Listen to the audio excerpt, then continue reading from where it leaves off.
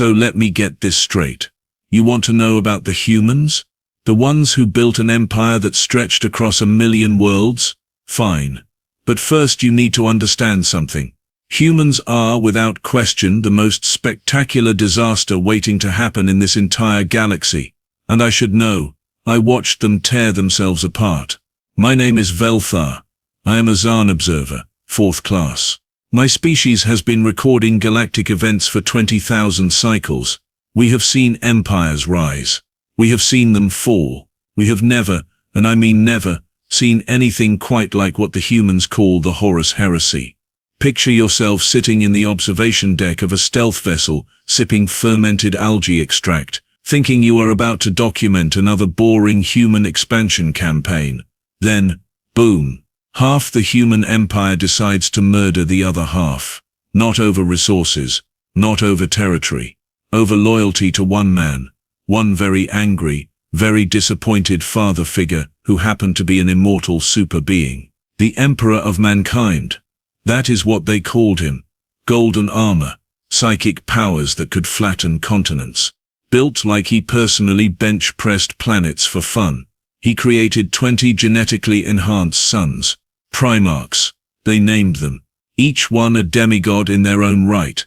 Each one commanding legions of super soldiers called Space Marines. Now, here is where it gets interesting. And by interesting, I mean catastrophically insane. The Emperor had this grand plan. Unite humanity. Reclaim the stars. Build an empire that would last forever. Noble goal, right? Sure. Except he forgot one tiny, insignificant detail. He forgot that making 20 superpowered sons and then playing favorites might possibly, perhaps lead to some family drama. Enter Horus Lupercal. The favorite son. The War Master. The one everybody loved. Charismatic. Brilliant. Could charm the scales off a draconian ambassador. The Emperor trusted him completely. Put him in charge of the Great Crusade while Daddy went back home to work on secret projects. Bad move. Catastrophically bad move. I remember the first reports coming through our sensors. We thought it was a mistake. A glitch in the translation matrix. Horus, the golden boy, had turned against his father. Impossible. Ludicrous. Absolutely mental. But then we started seeing the evidence. Entire star systems burning. Legions of space marines fighting each other with a hatred so pure, so intense, it made our diplomatic conflicts look like polite disagreements over tea. The humans did not just fight. Oh no. That would be too simple, too boring for them. They fought with weapons that could crack planets. They summoned entities from dimensions that should not exist. They built war machines so massive, so terrifying, that our military analysts just stared at the data feeds and quietly started updating their wills.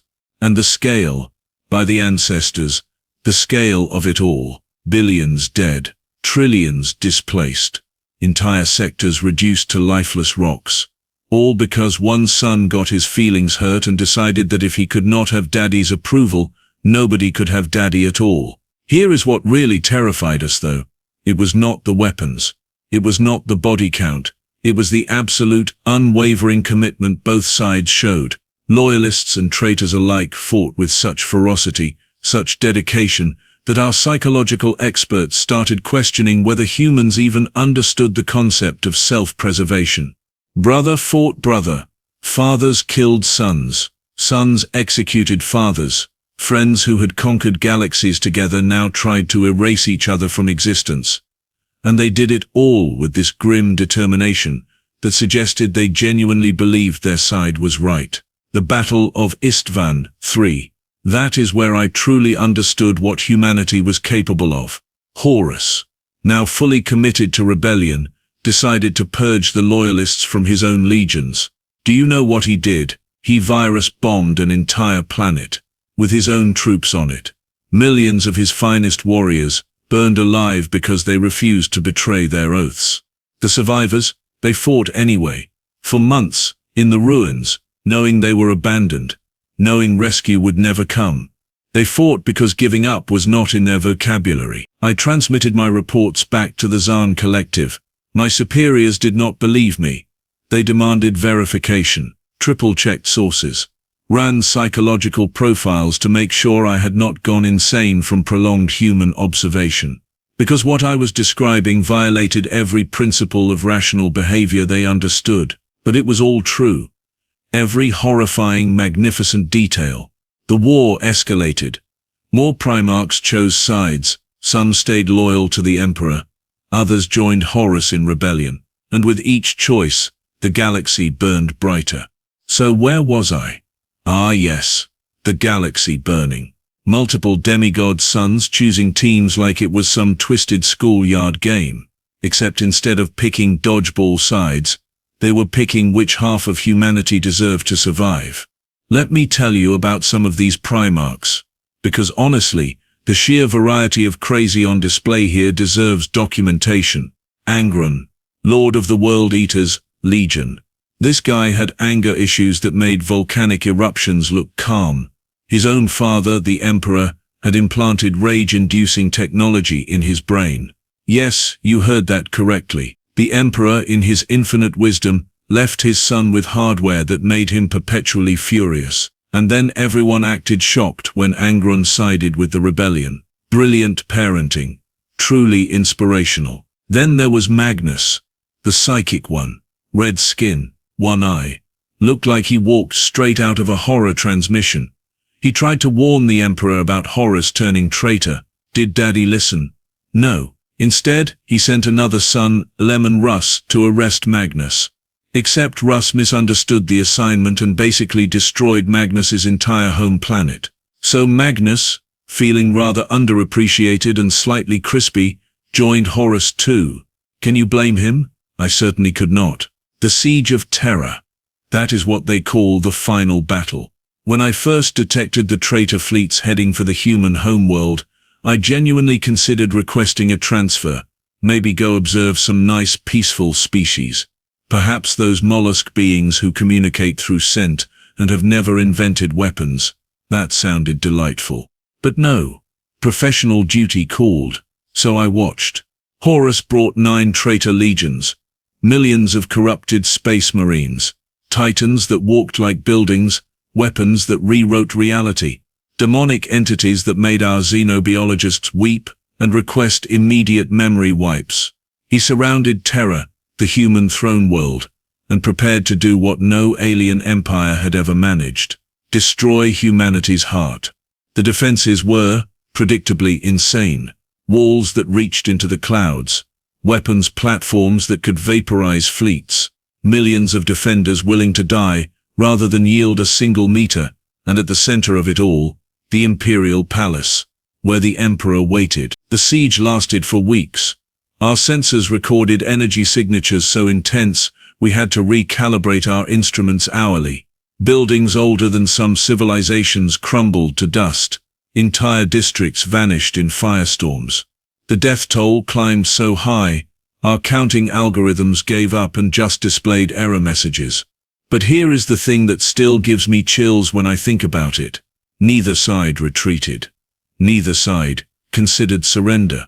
They fought over every corridor, every street, every pile of rubble, with a determination so absolute, so unwavering, that it redefined our entire understanding of military commitment. I remember transmitting back to the collective. They are still fighting, I reported. Logic suggests both sides should negotiate. Casualties are unsustainable. Continued conflict serves no strategic purpose, my supervisor responded. Perhaps the translation software is malfunctioning. Surely they understand basic cost-benefit analysis. They did not, or more accurately, they did not care. Then came the final confrontation. Horus, sensing victory slipping away, lowered the shields on his flagship. A challenge, a dare.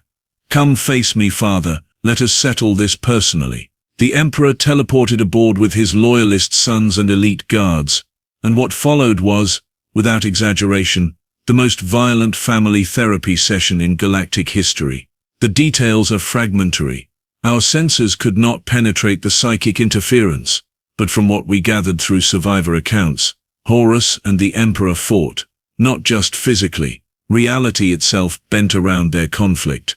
Time stuttered, space folded. The laws of physics took a coffee break. When it ended, Horus was dead, obliterated, erased so completely that his very soul ceased to exist. But the Emperor, he was shattered, broken beyond repair. They put him on something called the Golden Throne, a life support system that barely keeps him alive. 10,000 years later, he still sits there, neither living nor dead, a corpse guiding an empire through sheer willpower. Half of his sons were dead or corrupted. His dream of a secular, rational empire was destroyed. The very thing he fought against, religious worship, became the foundation of what remained. Humans now pray to him as a god. The irony would be hilarious if it were not so tragic. The traitor legions fled into something called the Eye of Terra, a rift in reality where normal physics do not apply. They raid human space occasionally. 10 millennia of eternal warfare. Because apparently, humans cannot conceive of any other way to exist. So what did I learn from observing the Horus Heresy? That humans are the most dangerous species in the galaxy. Not because of their weapons, not because of their technology, but because when they commit to something, when they truly believe in a cause, they will burn the entire universe down rather than compromise. The Xarn Collective asked me for my final assessment, my recommendation on how to handle humanity. I told them the truth. Avoid them. Monitor from extreme distance. Never, under any circumstances, give them a reason to unite against us. Because if they can do this to themselves, imagine what they would do to actual enemies. My report was classified immediately. Too disturbing for general distribution, but every Xarn observer assigned to human space receives a copy, with one simple note attached. These beings destroyed their own golden age, rather than accept defeat. Plan accordingly. And that, my friend, is the story of the Horus Heresy, the greatest war in human history. The moment when humanity looked at peace and prosperity and said, "No thanks, we prefer apocalyptic civil war." Magnificent, terrifying, absolutely mad, but undeniably, unforgettably human.